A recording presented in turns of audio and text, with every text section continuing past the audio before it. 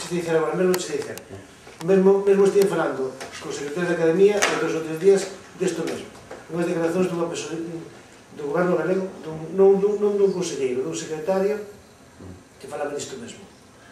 Ahora ven a segunda parte. Como percebe os portugueses este tema? Que eles ainda non teñen. Bernardino, antes de máis nada, antes pido disculpas. Fixeste unha pregunta que hai que facer. Sí. En 1917 constituense as Irmandades da Fala. Sí. E no mes de outubro de 1917, creo que foi en outubro ou setembro, a 90 anos, moi pouco tempo, o ano pasado, 90 anos diso, reúnense uns cuantas persoas das Irmandades da Fala e fan un programa político en Lugo, un programa político que ten 8 ou 9 puntos, moi interesantes. O cuarto ou quinto está a converxencia con Portugal, e segue está.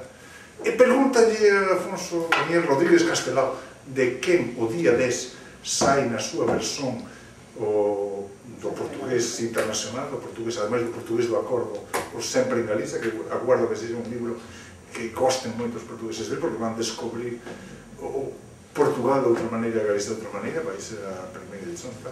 E pregúntalle como se faz para que isto vaya para adiante. Fixeronlle esa pregunta e Castelao respondeu de palabra, respondeu tamén con un deseño que era moito bom facendo deseño, traballando. Bótalle mau a obra e non poña, e non esperes que lle poña chatas e que bote a traballar. E iso que temos que facer. Non temos que guardar, porque nin que veñan de tal, nin cuando nos na Galiza temos capacidade, só que temos é que ter un pouco de confianza. Bueno, ahora venga a miña pregunta, e como perceben os portugueses isto, e brasileiros, e mozambicanos, angolanos, verdianos, etc. Vamos responder ao repto do Bernardino e dar então, alargar o âmbito deste debate. Não sei se o Roberto tem tanta coisa para falar, mas vou resumir, né?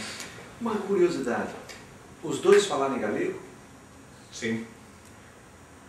Mas nós, brasileiros e portugueses, percebemos muito mais o que ele falou do que concorda? Não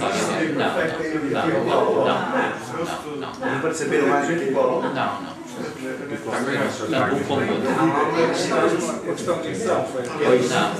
Pois, meu querido amigo, meu galego, que eu veño do castelán puro e duro, do andaluz, máis ben, que miña nai era andaluz, cheguei ao galego dentro do andaluz. Qual é o valor máis brasileiro? Non, o meu é o peor de todo. Eu non o mamei. E no final você fecha um pouco mais, ele abre um pouco mais. Isso tem a ver com a dicção. Sim. Co xeito de falar, simplemente. Eu, a miña fala é a fala que eu recibín da miña familia, quer dizer, non procuro asimilarme á forma de falar que se ten en Portugal. Na miña edición quizá haxa algún castellanismo, mesmo ceceiro. O ceceiro non o corrixo, porque na miña fala natural há ceceiro. Alexandre cita ese sello porque ele procura sesear, ainda que ele vive en Vigo sí que se sesea. En as Rías Baixas. Nas Rías Baixas. Falaba de Vigo concretamente porque vive en Vigo, mas eu falo o meu portugués galego, o meu portugués da Galicia.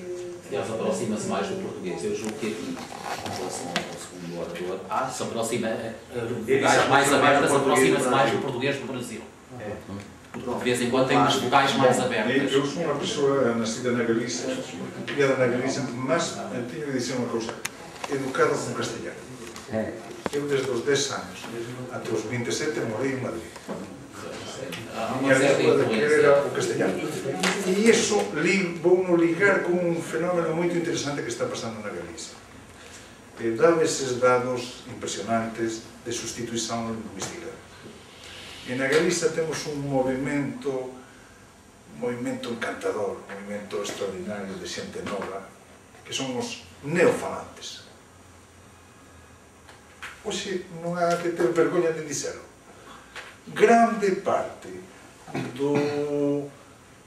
do galeguismo, entre aspas, incluso dos intelectuais de tal, son persoas que nun momento determinado foron educados en castellano e dixeron: olla, a miña lingua non é o castellano, eu adaptei a língua do Estado. E máis, ese tipo de persoas comezan a estar desconectadas de os falares rústicos, da aldeia, de tal e cual, e dicen, mas que faz, que sentido, porque vou escribir praza con Z, si podo cosedillar. Entón, na Galicia temos un movimento de centros sociais, de xente nova, de tal. De xente bella. Nunha cidade como Vigo, o número de persoas que ten 300.000 habitantes, o número de persoas que normalmente falan o galego, o portugués de Galicia, non chega ao 15%. Esa é a realidade. Un pode chegar ali e dizer, esta cidade é unha cidade castellana. Bom, e se un colle a xente máis nova, os grupos de idade de menos de 20 anos, iso é esmagador o castellano.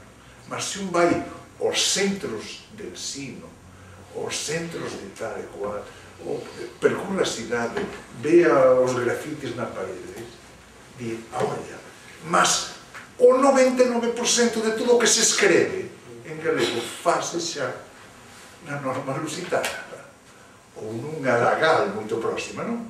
É dizer, há un movimento de afirmación de... Eu, cando era presidente da lagal, eu dicía, as mellores benvidas aos neofalantes. Un dos grandes líderes de Irlanda foi un retornado migrante. E un dos grandes recuperadores da lingua vasca, con todo tal, un dos grandes poetas, foi John Juaristi. Antes dos 20 anos nunca escrevera, nin dixera, nin falara euskera. Un día dixo, mas esta é a miña lingua, este é o meu povo. Nós tamén, nós na Galicia temos que facer ese cousa de recuperación. E ademais a dignidade, no momento que tú eres consciente disso, faz que no castellano non posas ser. Como dicía un grande portugués, galego, Guerra da Cabo, aquí en Portugal faleceu, en Lisboa, no ano 94, e que, bom, foi o máximo creador dos estudos portugueses nos Estados Unidos e por aí, bom, esa de Queirós, estudar esa de Queirós, estudar a Guerra da Cal, que ten obra en portugués, en español tamén, en inglés e tal. Eu falando con ele aquí en Lisboa, falando a ele das persoas, diz, eu levo anos que non vou a Galiza, e vou até Valença, ollo para lá e non paso. Porque eu son unha persoa de primeira categoría. E eu chegar a unha persoa do outro lado que escoita en español é rebaixar. E eu non soporto a xente que se rebaixa. Eu son un señor. Entón, na Galiza o que temos que facernos é señores de nós propios. Na medida que somos señores seguros, somos lusófonos. Na medida en que somos os serventes, somos españoles. Estamos balizados. Roberto, então uma pergunta. Feita, respondida essa minha dúvida, gostaria de colocar algumas sugestões dentro do tema o futuro da Galiza, né? Não vou fugir desse tema, e a língua portuguesa, ou seja, a língua como... Algumas informações, acho que existe um jogo de xadrez, quem joga xadrez é um estrategista, né? Às vezes é melhor você ceder de um lado para ganhar, cede um para ganhar 10 ou 20. Então tem que ter um pensamento estratégico, e em pensamento estratégico existe uma cultura, uma certa cultura do que é que está acontecendo no mundo. Não é só entre Portugal e Espanha, mas sim no mundo inteiro. Sim. O G8, por exemplo, já não existe mais, o G8. Já estão falando do G30. O G30 também não existe mais. O que existe na realidade hoje, é só ler um pouco, quem tem um pouco de globalização, ler os jornais, o que existe é o BRIC. Todo mundo já foi falar do BRIC. Brasil, aqui a Rússia, não ia falaria do BRIC, que era o tema dele. Não está, não pode estar. Só que o BRIC, na realidade, é algo inventado por um norte-americano, um economista norte-americano, que pegou, fez uma pesquisa, né, e viu quais são os países emergentes. É uma pesquisa muito simples, é só saber quais são os países que mais crescem, né, em relação... Só uma parte já, quem fala no BRIC. Portanto, curiosamente também é já quem fala no BRIC. Curiosamente... Mas você sabe quem é que fala no BRIC? E quem é o autor do Brinca? Não sei quem é o autor. Eu achava Alguém